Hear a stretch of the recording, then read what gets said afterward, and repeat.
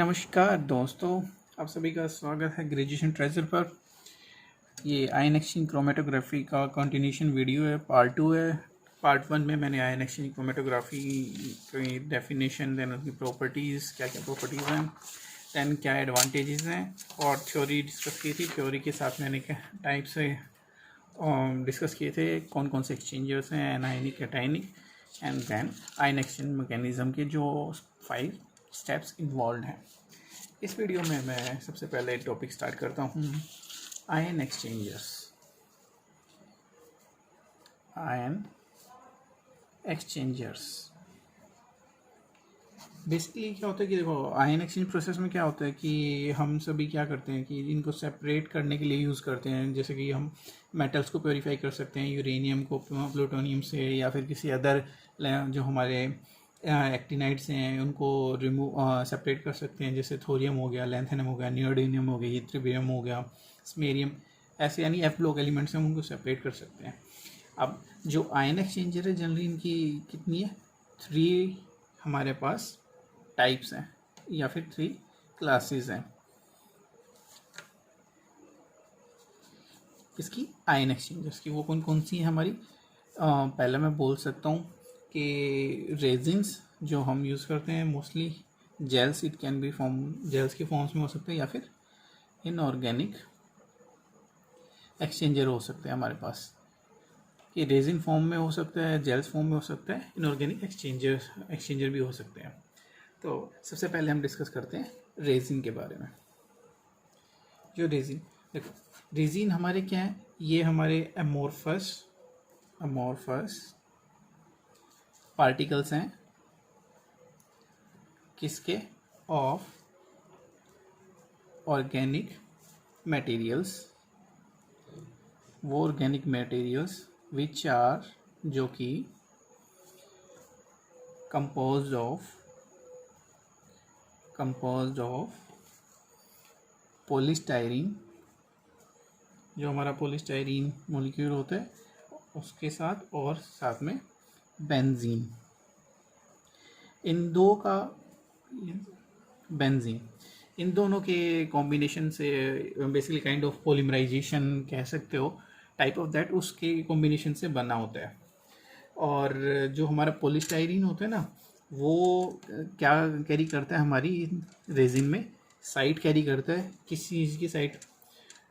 जो हमारे exchangeable functional group होते हैं, जो हमारे फंक्शनल ग्रुप एक्सचेंज होते हैं ना, उसके लिए पॉलीस्टाइरीन वो साइट प्रोवाइड करता है।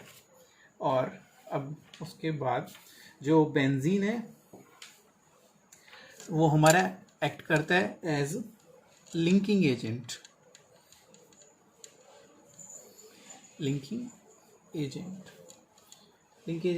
के तौर पे, और साथ में वो इसको as a kind of linking कर रहा है, तो काइंड ऑफ उसको स्ट्रेंथ भी प्रोवाइड कर रहा है। स्ट्रेंथ कह सकते हो, in form of mechanical strength इसको बोल सकते हैं, टू बी एग्जैक्ट। लाइक जैसे हमारे पास ये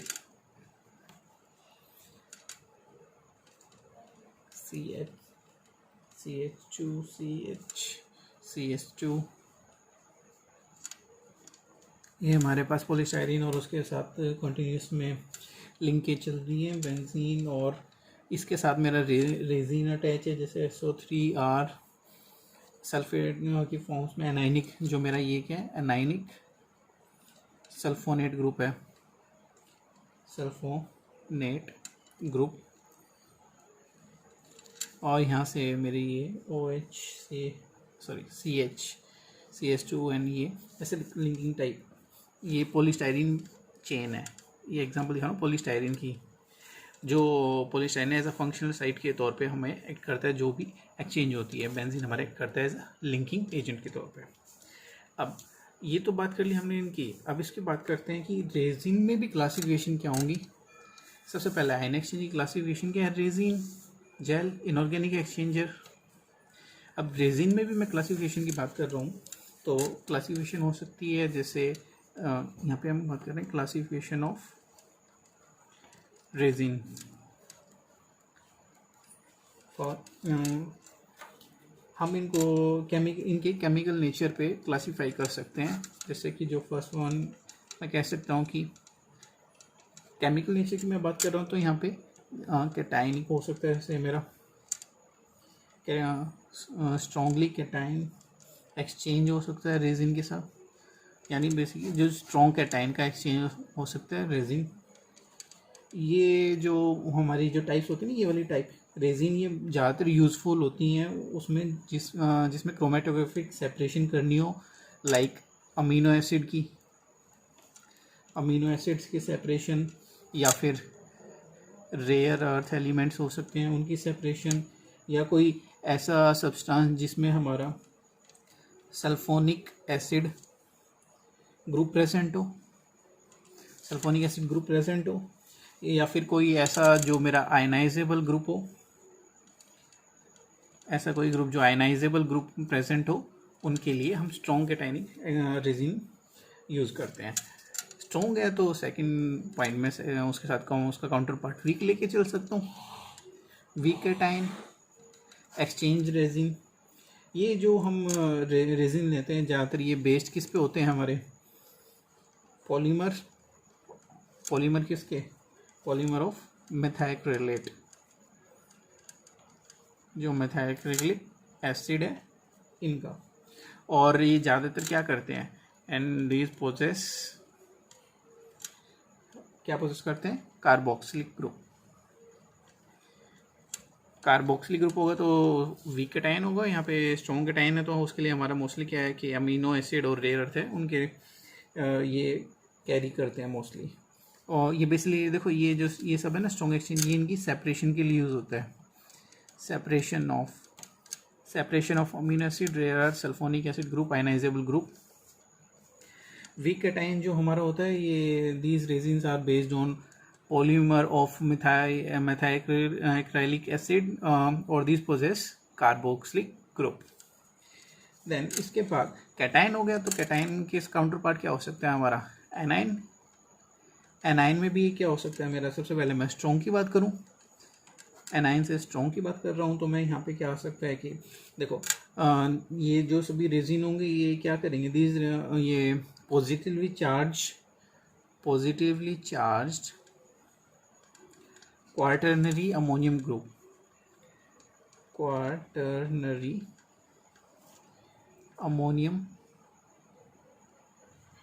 जो हमारा अमोनियम ग्रुप है उसका जो अटैच टू, वो किसको अटैच कर देंगे, जो हमारा पॉलीस्टाइरीन का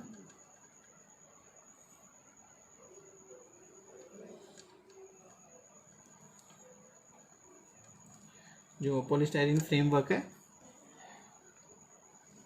वो इस क्लास को बिलोंग करेगा। और सिंपल टर्म्स में बोलूँ तो जो हमारे स्ट्रॉन्गली एनाइन एक्सचेंज रेजिन हैं वो सब क्या करेंगे, देखो वो सभी क्या करेंगे, these are the resin which are positively charged quaternary ammonium group belong to the class of these are the strong these resins are positively charged quaternary ammonium group attached to cross link polystyrene जो हमारी होती है उसके framework, जो polystyrene का ये framework है ना, इनके साथ अटैच होती हैं मोस्टली फ्रेमवर्क, और वो सभी इसको बिलोंग करते हैं। जैसे कि एग्जांपल बोलूँ तो इसके लिए क्या कौन सा हो सकता है हमारा ट्राईमिथाइल अमोनियम ग्रुप।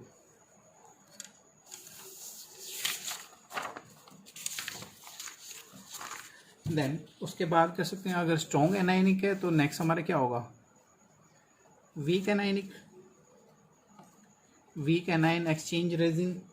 ये मोस्टली हमारे क्या होते हैं टर्शरी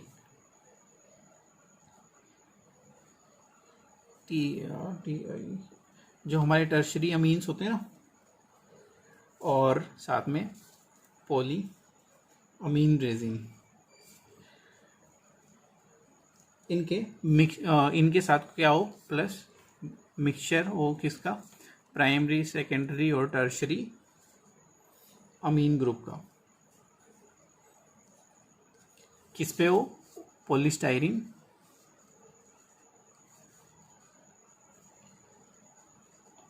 नेटवर्क पे। ये बेसिकली क्या है, जो टर्नरी अमीन्स और या फिर पॉली अमीन्स हो, उनका मिक्सचर हो, किसके साथ? प्राइमरी, सेकेंडरी, टर्शरी जो अमीन ग्रुप हो, और वो उनकी लिंकिंग किसके साथ हो? पॉलीस्टाइरीन नेटवर्क स्ट्रक्चर के साथ। अब इनके लिए देखो, ये एक और वो रेजिन क्लासीफाई हो सकते हैं किन बेसिस पे हमारे वो है। एक तो मेरा नेचुरल सोर्स हो सकता है, और एक हो सकता है synthetic.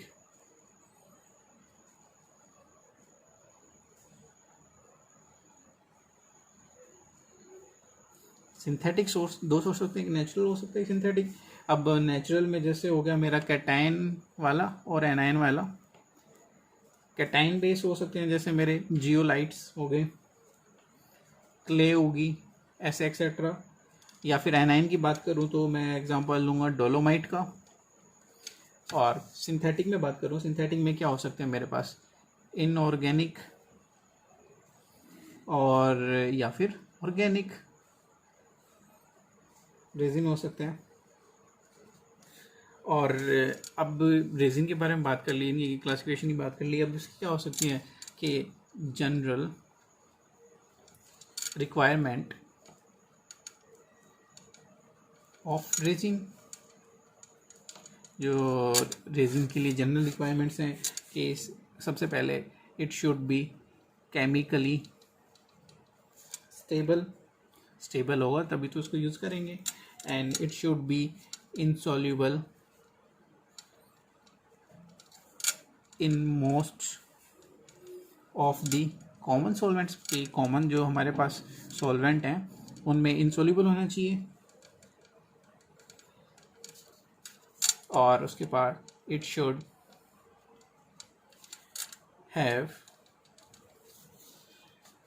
High degree of freedom, कि जो उसके पास जो डिग्री ऑफ फ्रीडम हो, सॉरी हाई डिग्री हो किस चीज़ की?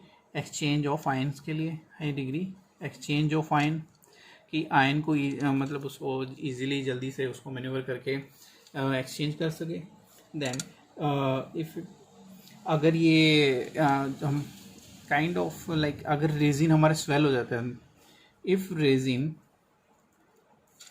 Swell then it should be denser than water।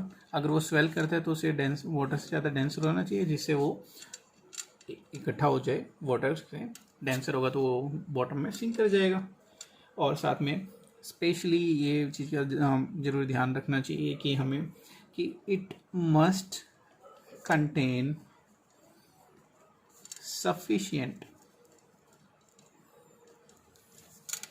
sufficient number of ion exchangers।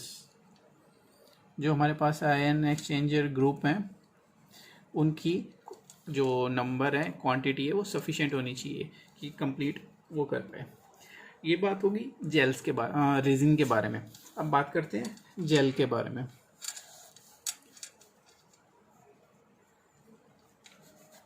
अब देखो, जो आयन एक्सचेंज जेल है वो जनरली यूज़ हम जेल्स कहाँ यूज़ करते हैं? जनरली यूज़ फॉर सेपरेशन, किसी के सेपरेशन में ऑफ लार्ज मॉलिक्यूल्स,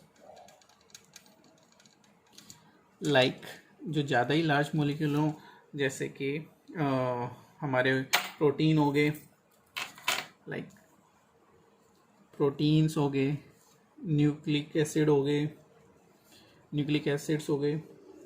और जनरली देखो सेल्यूलोज और जैसे डेक्सट्रिन आयन एक्सचेंजर्स हो गए, विच आर एग्जांपल। जैसे मैं ग्लूकोज का जो हमारे शुगर ग्लूकोज हैं वो पोजेस करते हैं ज़्यादा बड़े पोर साइज, तो उनको भी हम काइंड ऑफ यूज़ कर सकते हैं। उनका रीज़न क्या? Because they are much softer than. क्यों यूज़ करते हैं? बिकॉज ये जेल्स होती हैं, सॉफ्ट होती हैं in compare to resin, soft and then जो हमारी पॉलीस्टाइरीन की रेजिन है ना, उनसे ज़्यादा सॉफ्ट होती हैं, और इसलिए इनको हम जेल्स भी काइंड ऑफ बोल देते हैं। ये तो बात होगी जेल्स के बारे में। अब आते हैं हम इनऑर्गेनिक एक्सचेंजेस के। जो इनऑर्गेनिक एक्सचेंजर्स हैं ये मोस्टली क्या है, कॉम्बिनेशन है। किन का कॉम्बिनेशन है? हमारे जो हाइड्रस ऑक्साइड्स हैं, ऑक्साइड किन के, ऑफ हाईली चार्ज आयन, जो हमारे पास जिनके पास ज़्यादा चार्ज है तो तभी तो वो उनकी एफिनिटी उनके साथ अट्रैक्ट करेगी, क्योंकि आयन एक्सचेंज है, आयन पे चार्ज ही तो होता है, हाईली चार्ज्ड आयन्स,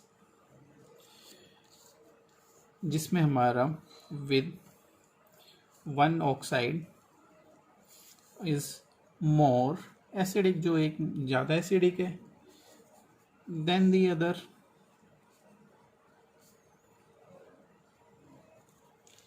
अब काइंड जैसे बोलें कि इनके लिए, जैसे जो अमोर्फस प्रेसिपिटेट्स होते हैं उनके पास ज़्यादा एक्सचेंज कैपेसिटी होती है, जो क्योंकि एज़ कंपेयर टू क्रिस्टलाइन जो हमारे पास अमोर्फस प्रेसिपिटेट होते हैं, लाइक अमोर्फस पार्टिकल होते हैं, उनके पास ज़्यादा, they have larger capacity for ion exchange. क्योंकि उनके पास वो क्या होते हैं, थोड़े पोरस होते हैं, और कैपेसिटी किसकी आयन एक्सचेंज होती है देन क्रिस्टलाइन, क्योंकि क्रिस्टलाइन होते तो उनके पास रेगुलर और पैक्ड स्ट्रक्चर होते हैं क्रिस्टलाइन कंपाउंड्स। अब जैसे अमोर्फस के पास थोड़ा सा पोरर और इरेगुलर उनके पास स्ट्रक्चर होता है, तो उनके पास सरफेस एरिया ज़्यादा होता है, तो ज़्यादा सरफेस एरिया होगा तो उनके पास वो उनसे बाइंडिंग और ज़्यादा कर पाएंगे। अब इनऑर्गेनिक एक्सचेंजर जो उनके, वो क्यों हम यूज़ कर रहे हैं? क्योंकि देखो, जब वो ये कब यूज़ होते हैं बेसिकली, जब हमारे पास सेपरेशन हो, उनको क्या फेस करनी पड़े, हार्श कंडीशन फेस करनी पड़े। हार्श मीन काइंड ऑफ काफ़ी rough, harsh chemical conditions face करनी पड़े। जैसे कि हार्श केमिकल कंडीशन कैसे हो सकती हैं, जो हो सकती है हमारी, उसका टेम्परेचर ज़्यादा हाई हो, हाई टेम्परेचर हो सकता है, या हाई रेडिएशन लेवल हो सकता है, हाई रेडिएशन लेवल, या फिर काफ़ी स्ट्रॉन्ग बेसिक सॉल्यूशन हो सकता है, या फिर कोई पावरफुल ऑक्सीडाइजिंग एजेंट हो सकता है।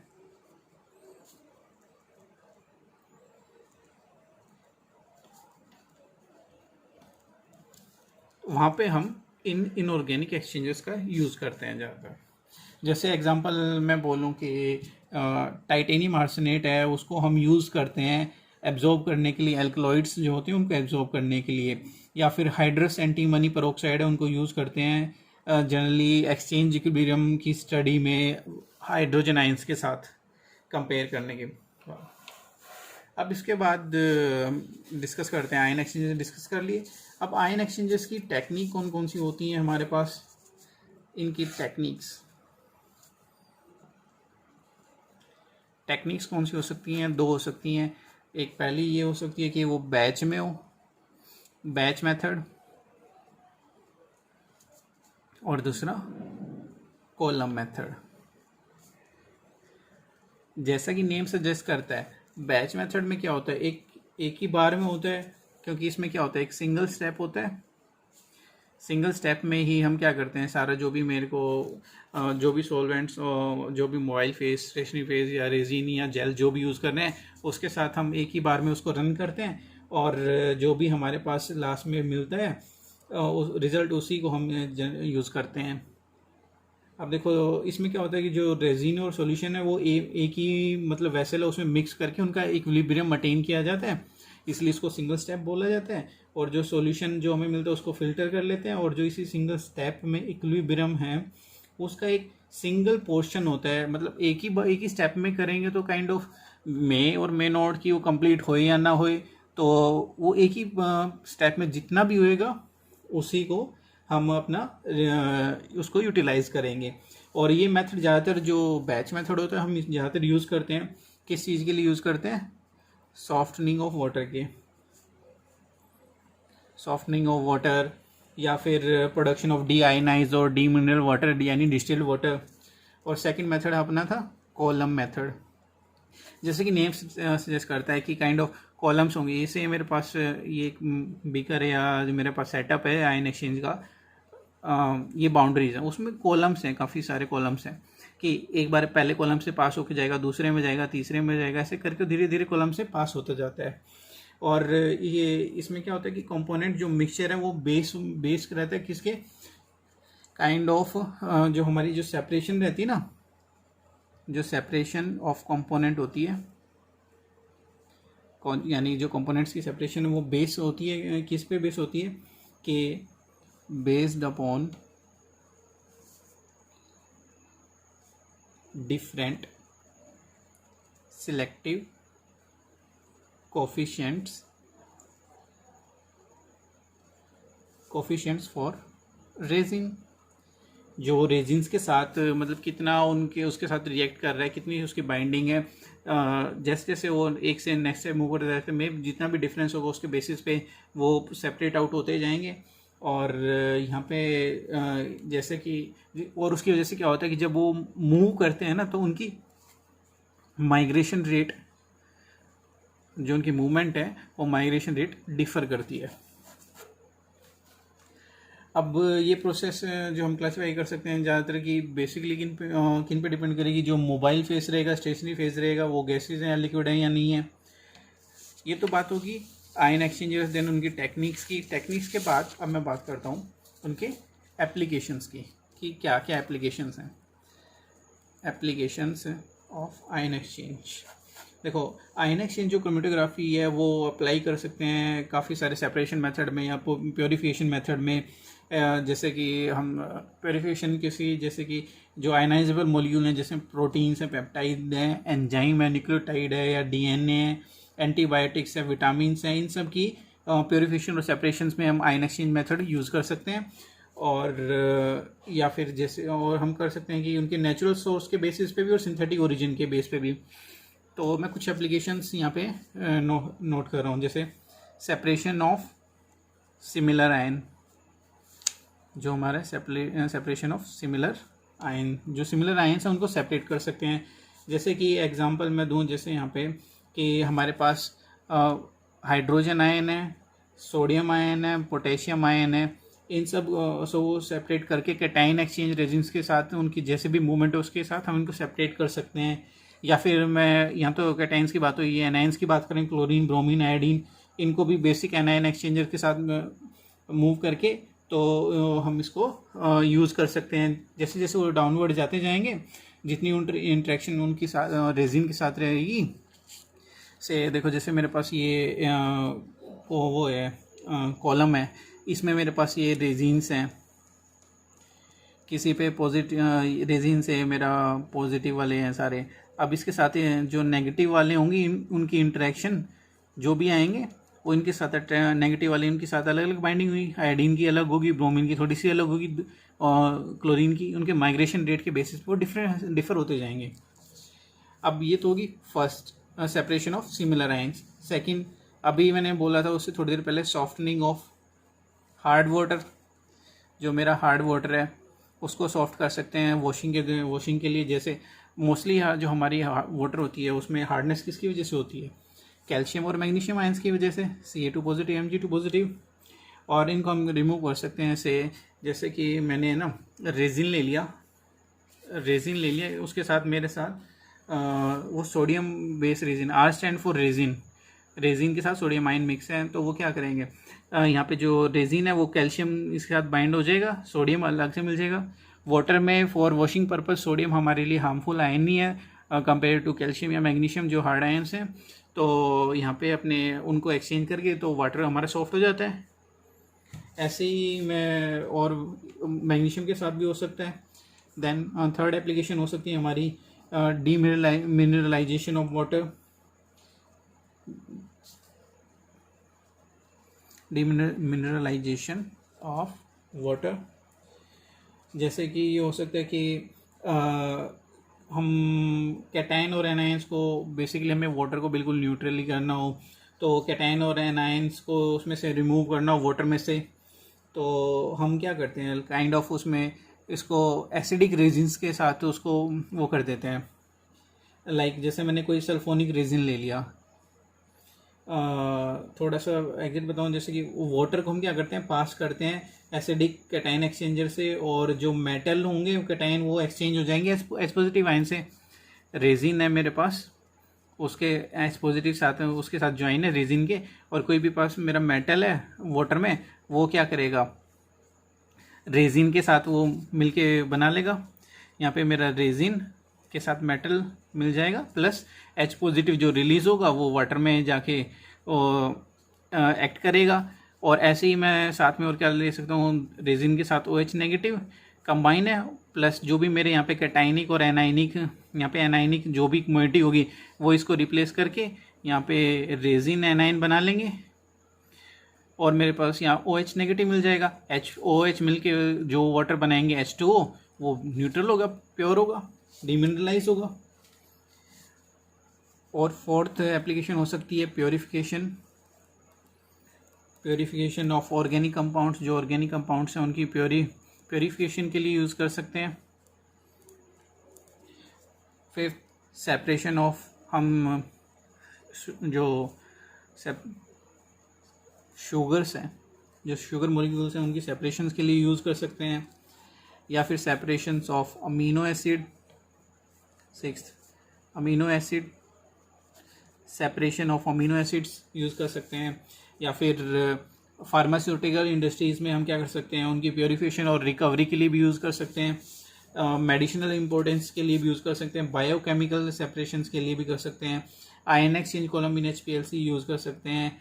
किसी भी आयनिक सॉल्यूशन की कंसंट्रेशन के लिए भी यूज़ कर सकते हैं। सेपरेशन ऑफ लैंथेनाइड और एक्टिनाइड्स, यानी जो भी हम बात करते हैं separation of F block elements, जो भी F ब्लॉक एलिमेंट हैं उनकी सेपरेशन के लिए हम यूज़ कर सकते हैं, एलिमेंट्स के लिए यूज़ कर सकते हैं, या एक्टिनाइड्स के लिए। और भी एप्लीकेशंस हैं, जैसे कि उनके हम मेडिसिन में कौन कितने एक्टिव इंग्रेडिएंट्स हैं उनके लिए यूज़ कर सकते हैं। ये तो होगी एप्लीकेशन। अब एप्लीकेशंस होंगे तो इसकी कुछ लिमिटेशंस भी होंगी, तो यहाँ पे लिमिटेशंस भी डिस्कस कर लेता हूँ साथ के साथ। लिमिटेशंस में से इसकी फर्स्ट लिमिटेशन है कि जो इसकी कॉलम की एफिशिएंसी है ना, कॉलम एफिशिएंसी इज़ लेस। काफ़ी मतलब ये है कि जो उसकी एफिशिएंसी है वो लेस है, और इट इज़ क्वाइट डिफ़िकल्ट। जो हाँ डिफ़िकल्टी किस चीज़ में, हमें डिफ़िकल्ट कि किस पे हम कर रहे हैं कि सिलेक्टिविटी एंड रेजोल्यूशन। जो मेरा आउटपुट मिलता है ना हमें रिजल्ट में, जो सिलेक्टिविटी और रेजोल्यूशन है ना, उस पर कंट्रोल करने की हमें डिफ़िकल्टी है। उतना मतलब ये है कि उतना कंट्रोल अचीव नहीं होता, एक कुछ हद तक है, बट उस लेवल का जिस हमें रिक्वायर्ड होता है उसका नहीं कि। और दूसरा स्टेबिलिटी एंड रिप्रोड्यूसिबिलिटी, कि जो कॉलम की स्टेबिलिटी और रिप्रोड्यूसिबिलिटी उतनी अप टू दी मार्क नहीं है, या फिर हमें ज़्यादा ही मतलब ये है कि उसका ज़्यादा ध्यान रखना पड़ता है। रिज़ल्ट बार बार जैसे एक का सेम आ गया तो ऑलमोस्ट ये है कि वो सेकंड टाइम उस सेम आए या ना आए। और इसकी होती है कि जो हमारा नेचर है, किसका नेचर, जो एक्सचेंजिंग आयन है, एक्सचेंजिंग आयन का अगर हमें नहीं पता हो, exchanging ions is not non. अगर हमें नहीं पता हो तो ये काफ़ी प्रॉब्लमेटिक हो जाएगी हमारे लिए। और एक और है कि जैसे ऑर्गेनिक मैटर्स हो गए, जैसे फॉर सच ऑर्गेनिक मैटर्स के लिए, मैटर्स जिसमें आयरन कह सकते हैं कि ऑर्गेनिक मैटर क्या कर सकते हैं, वो रेजिन को, आयरन कंटेनिंग ऑर्गेनिक मैटर्स वो क्या करते हैं, रेजिन को स्पॉइल कर सकते हैं या फिर इनको फाउल कर सकते हैं, सूटेबल नहीं बना सकते हैं, मीनिंग उनकी थोड़ा सा अनयूजेबल बना देते हैं। तो आज के इस सेकंड पार्ट में बस इतना ही। अगर आपको कोई क्वेरी है या और कुछ जानना है या और किसी टॉपिक पे वीडियो बनानी है तो आप कमेंट करके रिक्वेस्ट कर सकते हैं।